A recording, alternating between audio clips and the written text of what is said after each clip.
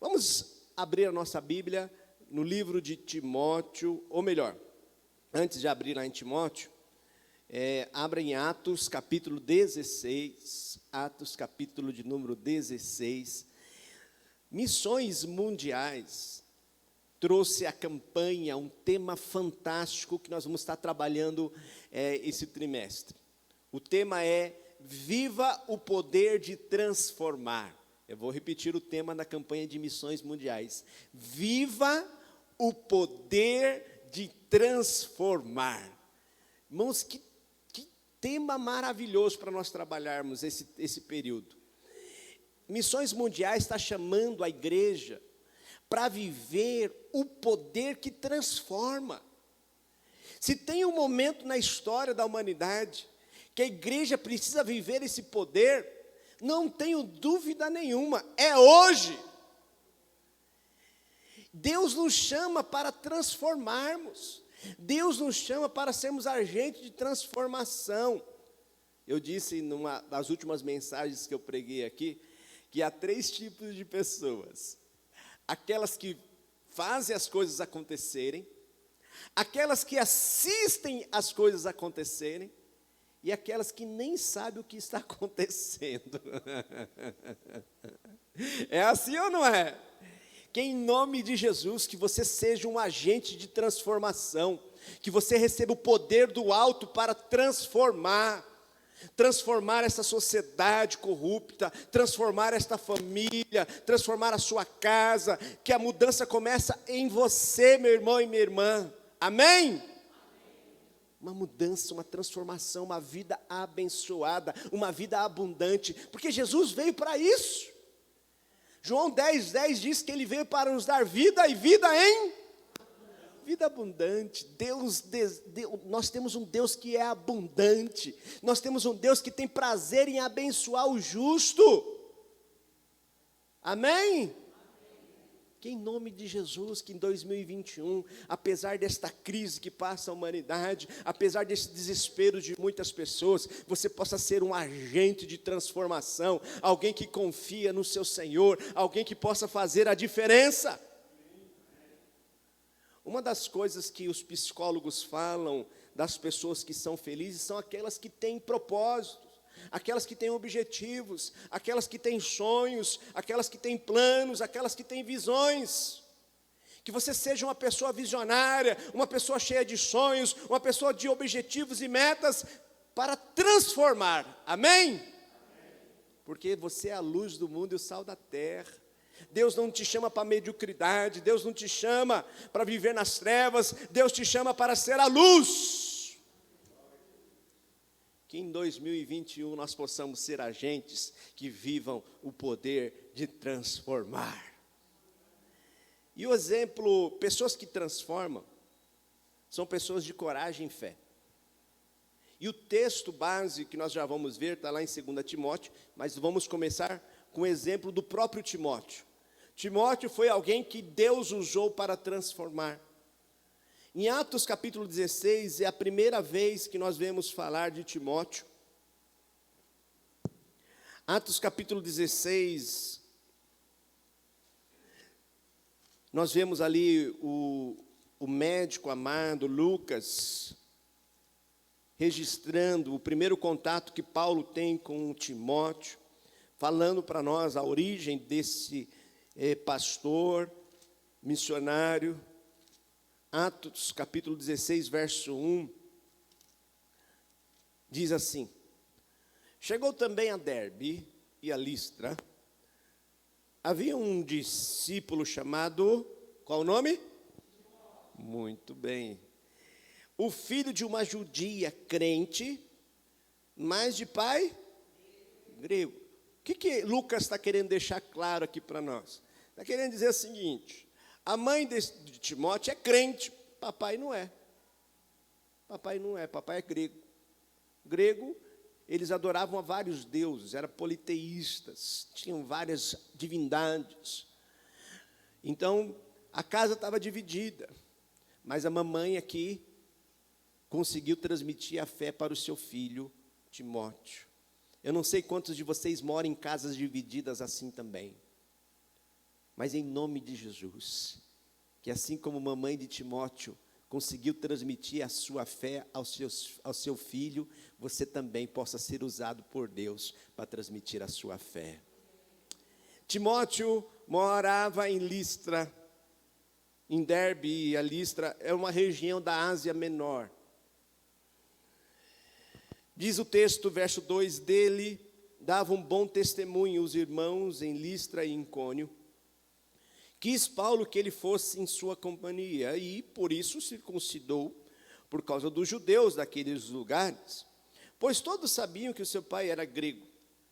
Ao passar pelas cidades, entregavam aos irmãos para que observasse as decisões tomadas pelos apóstolos e presbíteros de Jerusalém. Então Timóteo, parece que mesmo antes de andar com Paulo, ele já tinha esse ministério de pregação, de testemunho, de confirmar ali aos irmãos as decisões que os apóstolos, a palavra de Deus aos novos cristãos. Verso 5 mostra que assim as igrejas eram fortalecidas na fé, de dia a dia, e aumentava em número. Então, Timóteo foi usado por Deus para transformar, para que através de Timóteo a igreja crescia, a igreja se multiplicava, e os irmãos eram fortalecidos. Em nome de Jesus, o meu maior desejo como pastor é que cada membro desta igreja seja um agente de transformação, assim como Timóteo. Que cada pessoa que você for ter contato possa ser estimulada na fé, possa sair da sua presença de uma conversa transformado, cheio do Espírito Santo. Porque tem gente que a gente conversa, não sei como que é lá no seu trabalho, Gilvan, sei que tem gente que a gente conversa que parece que dá um peso, uma carga, um desgosto da vida, não é assim? Mas pessoas que transformam, são pessoas cheias de Jesus, cheios do Espírito Santo, pessoas que quando a gente conversa, a gente sai cheio de Deus. Que cada membro desta igreja seja um Timóteo, um agente de transformação, um missionário, um pastor. Aonde você pisar os seus pés na sua empresa, pode estar o maior bagunço, o maior desespero. Você pisou um homem santo, uma mulher santa, alguém para transformar aquela situação. Este é o povo de Deus. Deus te chama para transformar. Que vocês tenham autoridade vinda dos altos céus para bloquear os dardos inflamados de Satanás, para repreender o demônio, para expulsar ali qualquer espírito de confusão e você ser agente de paz. O cristão é alguém que transforma,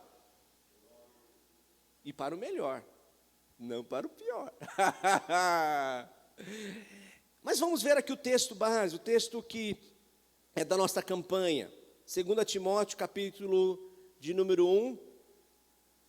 Paulo então escreve, depois de andar com Timóteo, de discipular de Timóteo, provavelmente Timóteo estava em Efésio, pastoreando a igreja lá em Efésios, na cidade de Efésios. E Paulo então escreve para Timóteo, dando algumas orientações a ele.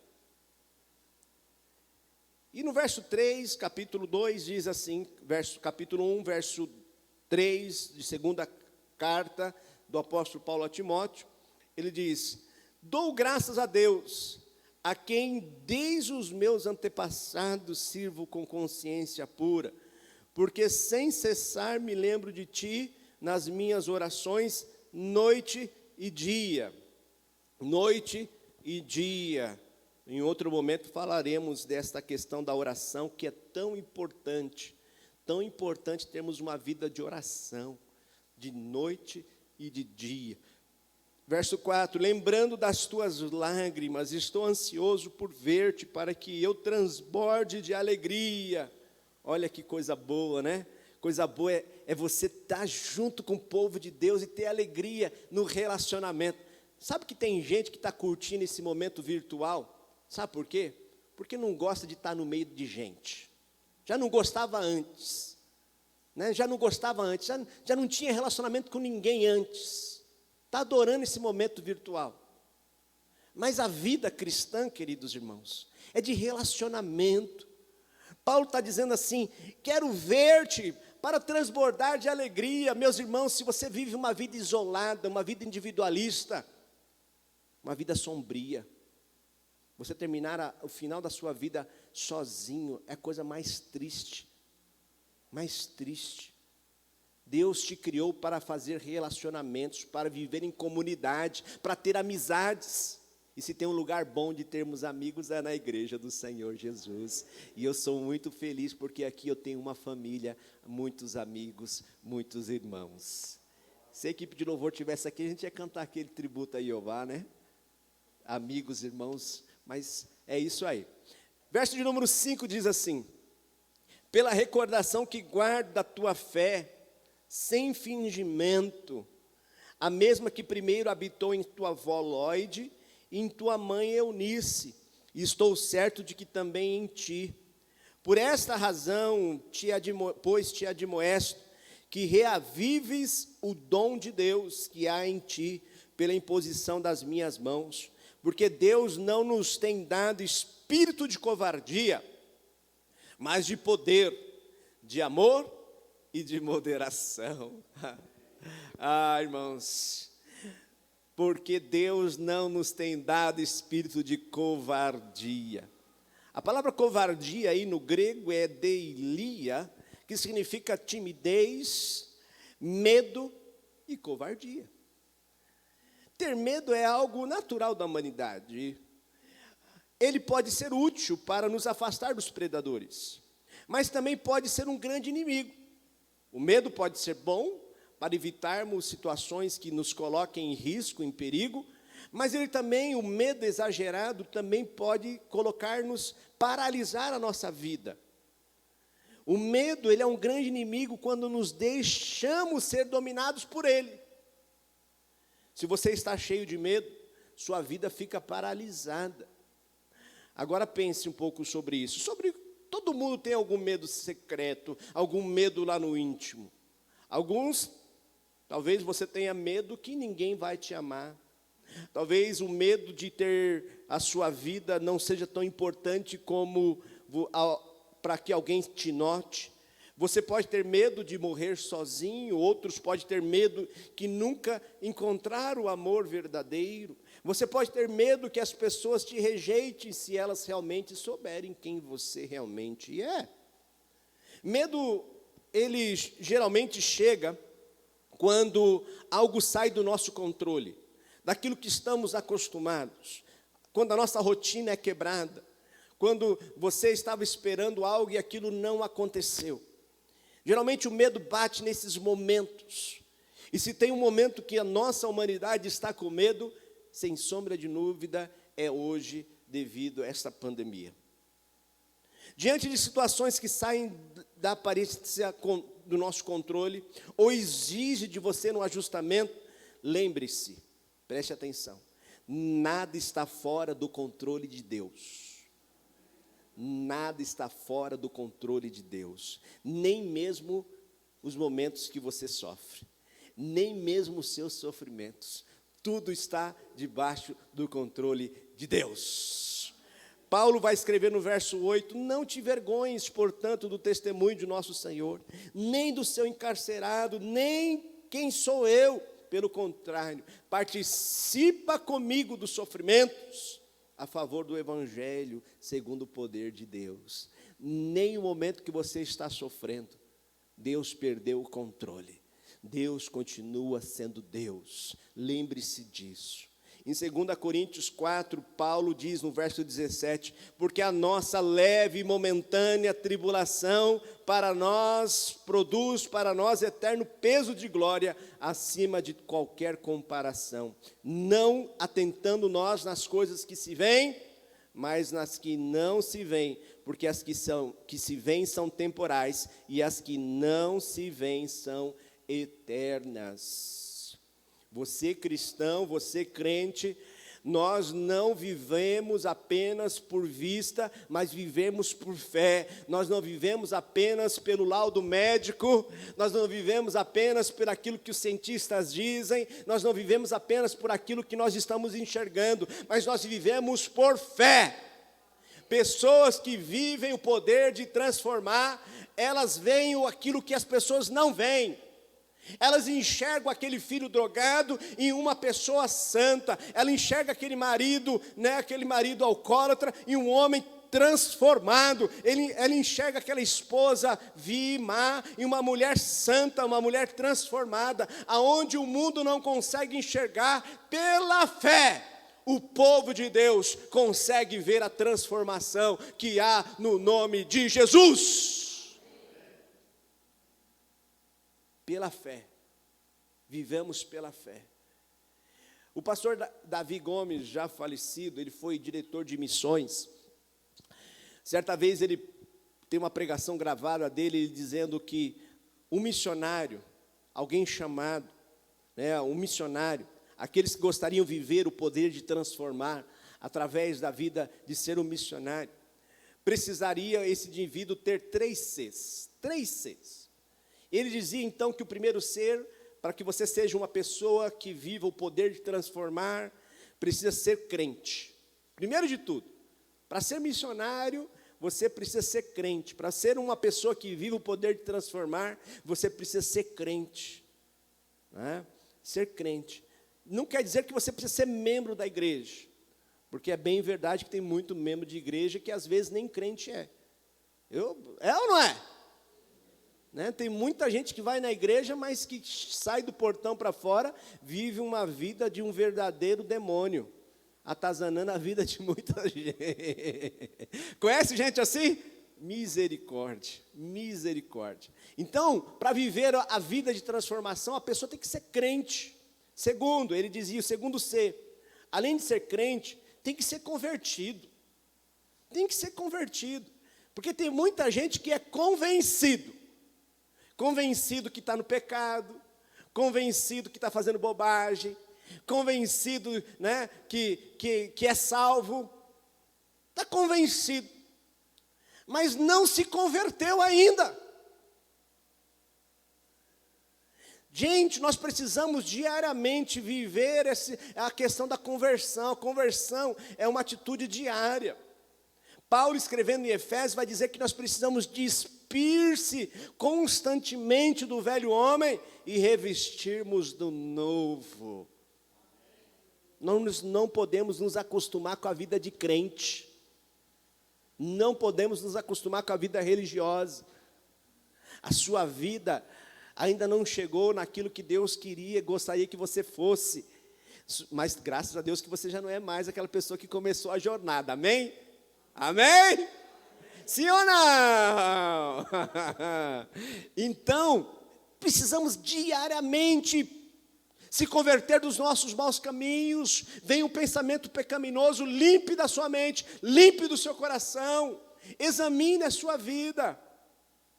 E terceiro C, ele dizia que precisa ser corajoso.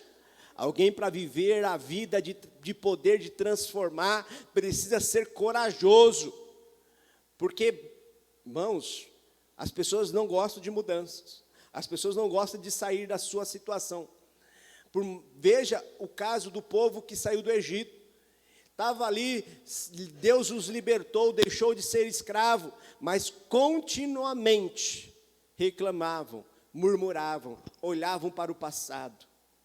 Precisamos ser corajosos e saber que Deus tem o melhor para nós. Se precisamos ser corajosos e viver com fé, saber que o Senhor, a porção do Senhor é melhor do que o Egito pode oferecer, melhor que este mundo pode nos oferecer, em nome de Jesus.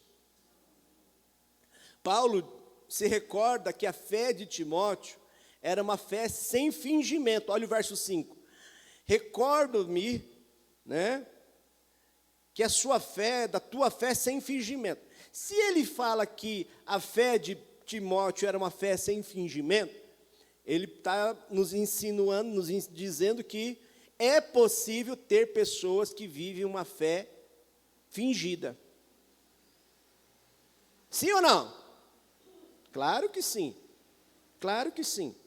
Então, para viver o poder para transformar, necessitamos viver uma vida de fé sem fingimento, queridos irmãos. Sem fingimento. Nós temos alguns exemplos, por exemplo, Atos capítulo 4 termina falando de Barnabé, um homem que vendeu a sua propriedade, entregou para atender a necessidade do povo, e todo mundo bateu palma para Barnabé. A igreja ali reconheceu que era um santo homem de Deus. Aí no capítulo 5, um casal quis imitar a mesma coisa que Barnabé fez. Só que eles venderam a propriedade, e na hora de entregar a oferta, o que eles fizeram? Esconderam.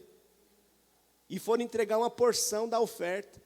Ah, irmãos, isso é coisa do diabo, coisa do capeta, que coloca no coração do cristão, para esconder as coisas boas, e você evitar de fazer a bondade, de ser generoso.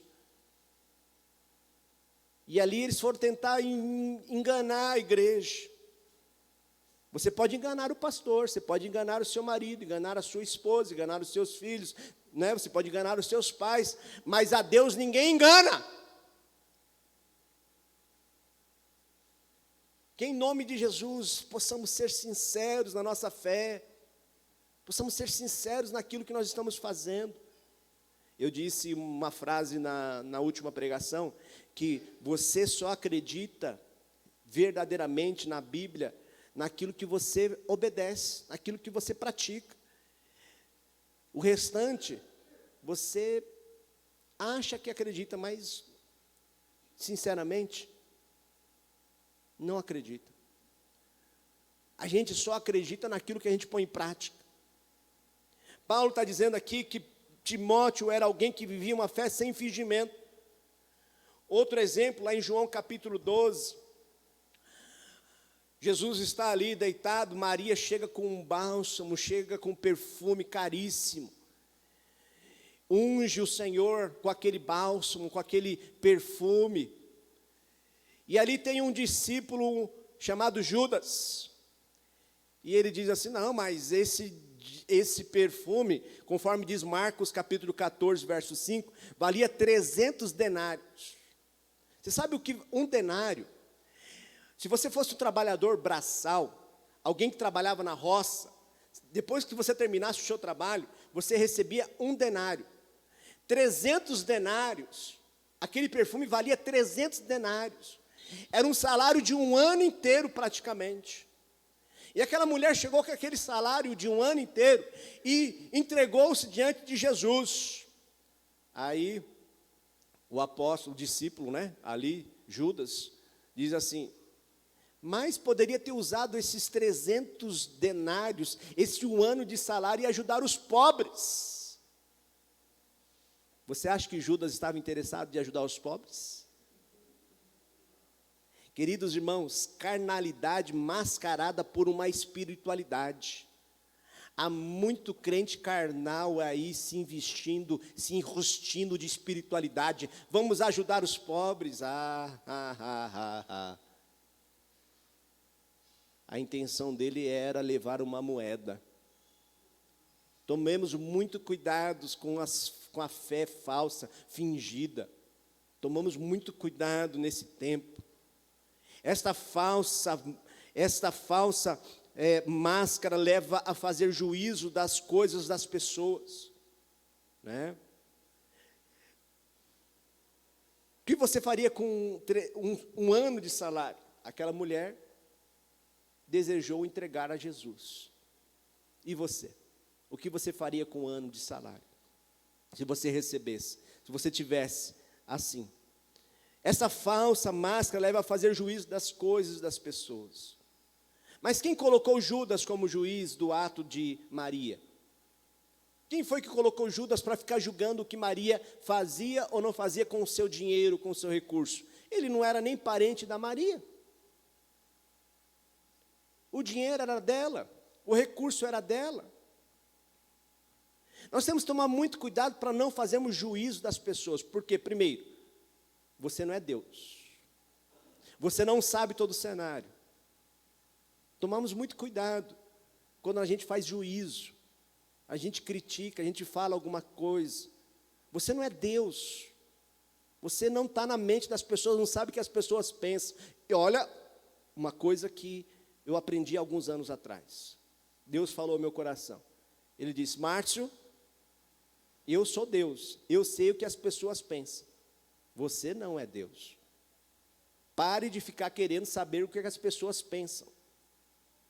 Porque quando você para de ficar pensando nisso, meus irmãos, quando você entrega ao Senhor todas as coisas, você vive em paz.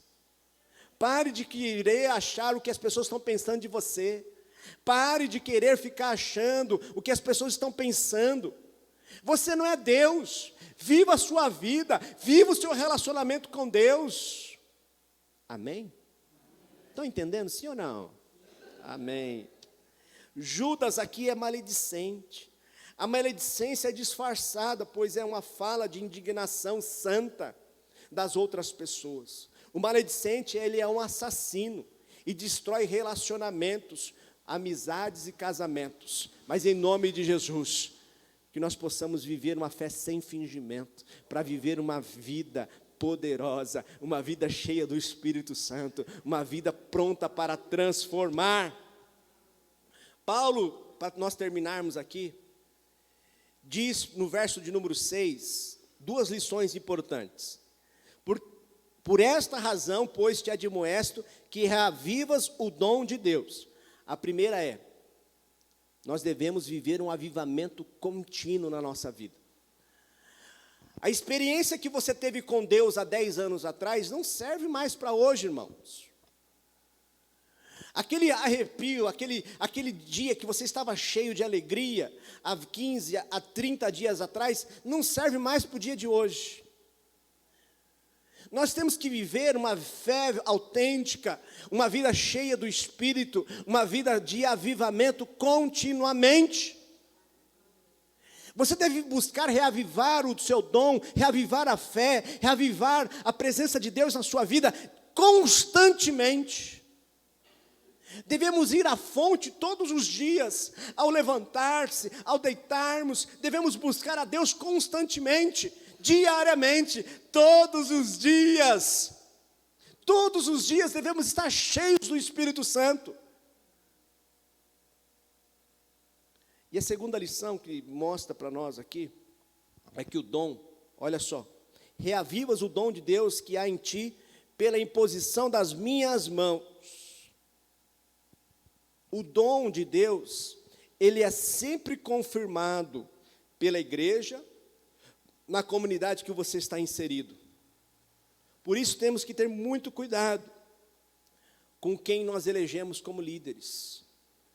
Paulo, escrevendo em 1 Timóteo, capítulo 5, verso 22, numa carta antes, a ninguém imponhas precipitadamente as mãos, não te tornes cúmplice de pecados de outros, conserva-te a ti mesmo puro.